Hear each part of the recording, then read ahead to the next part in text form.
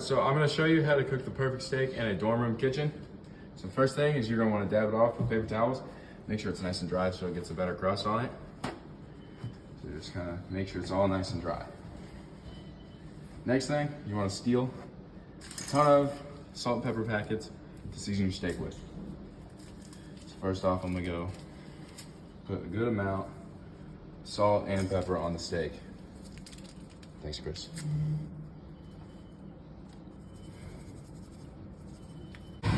Okay, next, since we don't have any oil, we're gonna cook all this fat on the side so it gets nice and oiled in the pan. Make sure the pan's pretty hot, just press it in. Make sure it gets all the sides going. You're gonna render all the fat down. Push it around the pan so it releases.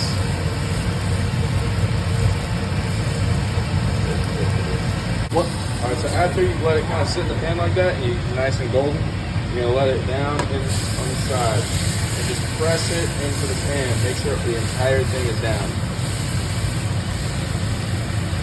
Press it real good. You're gonna do this, so then the entire steak is covered onto the pan. You're gonna get every single inch of the steak cooked. Now the reason that we didn't use butter, because we do have that, we're gonna use that later. The reason you didn't use that is because there's actually water solids in the butter. If you put that in the steak, it's gonna boil off before the steak has a chance to get to the right temperature for something called a Maillard reaction, which is like actually the crust of the steak. That's what that is. And if you have this in it, it's not gonna ever get hot enough.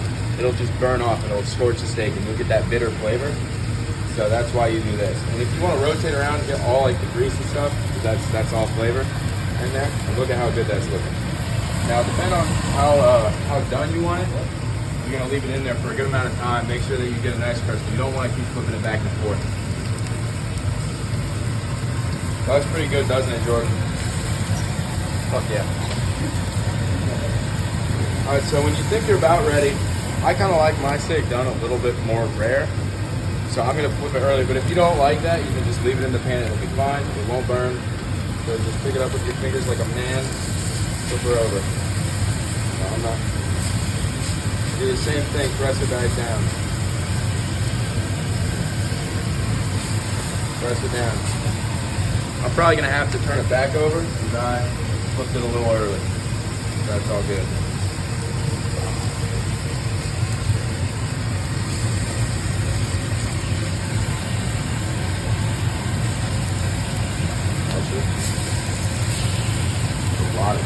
It's a lot of smoke. Don't be afraid of smoke though.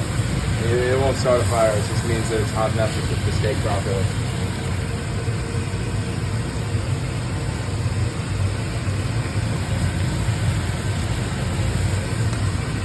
Keep pressing down. Make sure that you're getting every inch of the steak cooked.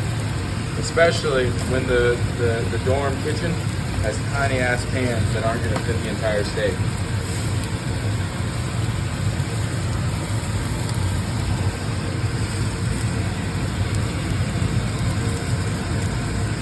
Now, what you want to do to prep for this, the next step is you want to take the coated garlic, put it the point down, and just smash it. And look at that, all the cloves will come out. Now what you're going to do, take them again, smash each individual, throw those in there. Leave the peel on, because the peel will protect the garlic from burning, and burnt garlic tastes terrible. You don't want that. Next you're going to put the steak again. Oh, that's gorgeous. And next what you're gonna wanna do is put the butter in the pan with all the garlic and along with some fresh thyme that you know the dining courts definitely have. Grab yourself a spoon and baste that thing until it's done. It'll help cook the steak more evenly as well as like put all those flavors all around the steak. And it's gonna be good. Put the thyme and the garlic on top of the steak after they browned a little bit, and it'll just baste into it. And you want to make sure that the butter is bubbling, because then it's not gonna make the crust watery. All right, next what you're gonna want to do is you want to take the steak out. Oh, look at that!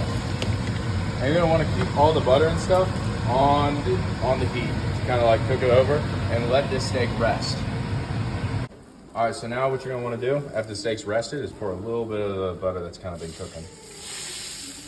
And boom, that's done. All right, now with our plastic utensils, cut it open.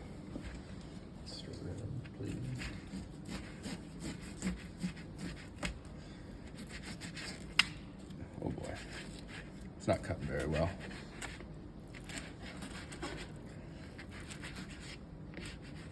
Boom, it's pretty good.